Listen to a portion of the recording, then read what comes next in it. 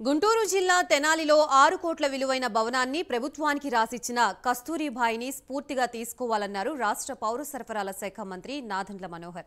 కొత్తపేటలో మహిళా మండలి భవనాన్ని ముద్దన కస్తూరిబాయి మంత్రి నాదెండ్ల మనోహర్ సమక్షంలో ప్రభుత్వానికి రాసిచ్చారు.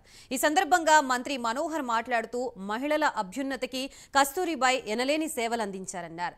6 కోట్ల విలువ చేసే భవనాన్ని మంచి ప్రభుత్వానికి అందించాలన్న ఆకాంక్షతో దాన్ని కాపాడుకుంటూ వచ్చారని కొనియాడారు.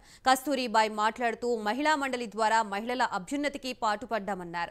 తనకి వృద్ధాప్యం దరిచేరడంతో మంచి ప్రభుత్వానికి భవనాన్ని రాసి ఇచ్చానన్నారు. మహిళల శ్రేయస్సుకి మంచి కార్యక్రమాలకి వినియోగించేలా ఈ భవనాన్ని అప్పగించాలని భావించినట్లుగా చెప్పారు.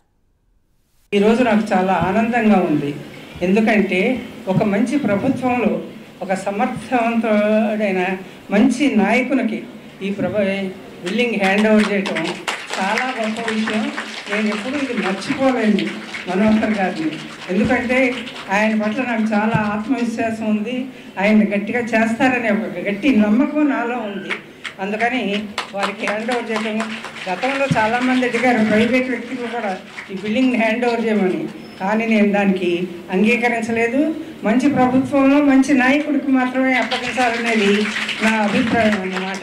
ఈరోజు నాకు చాలా ఆనందంగా ఉంది. కొత్తపేట లాంటి ప్రాంతంలో మనకి దాదాపు 5.5 కోట్ల రూపాయల విలువ గల ఆస్తి. ఆమె చివరికి నమ్మింది ఏంటంటే, ఆమె ఎన్నికల ముందు నేను క్యాంపెయినింగ్లో భాగంగా కస్తూరిబాయి గారు బ్లెస్సింగ్స్ తీసుకున్నప్పుడు, గెలిచిన తర్వాత నీతో పని ఉంది వచ్చి కలుస్తా అని చెప్పారు. గెలిచిన వారానికి మాజీ శాసనసభ్యురాలు పెద్దలు గోగినేని ఉమ గారు ఒక రోజు నన్ను ఆహ్వానించి ఇంటికి రండి టీ కోసం, డాక్టర్ గారు కూడా వస్తానన్నారంటే నేను వాళ్ళ ఇంటికి వెళ్ళి కూర్చున్నప్పుడు ఆ రోజు ఆమె ప్రతిపాదించారు. ఇన్ని రోజులు నేను వెయిట్ చేశాను ఒక మంచి ప్రభుత్వం రావాలని. చంద్రబాబు నాయుడు గారి నాయకత్వంలో మంచి ప్రభుత్వం ఏర్పడింది.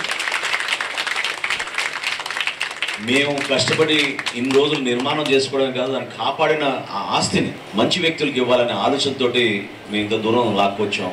వయసు కూడా మాకు పర్మిట్ చేయడం లేదు, ఆరోగ్య సమస్యలు ఉన్నాయి. కాబట్టి దయచేసి ఈ కార్యక్రమాన్ని ప్రభుత్వానికి అప్పచెప్పే విధంగా చేయమని ఆమె ఆ రోజు కోరారు. చాలా గొప్ప మనసుతోటి ఆమె చెప్పిన మాట ఏంటంటే, మున్సిపాలిటీలో చేసే కార్యక్రమాలని ఇక్కడ ఉపయోగించుకోండి, మహిళా సాధికారత కోసం మీరు వాటిని ఉపయోగించండి. కొత్తపేట లాంటి ప్రాంతంలో మనకి దాదాపు 5.5 కోట్ల రూపాయల విలువ గల ఆస్తి. ఆమె చివరికి నమ్మింది ఏంటంటే, ఆమె ఎన్నికల ముందు నేను క్యాంపెయినింగ్లో భాగంగా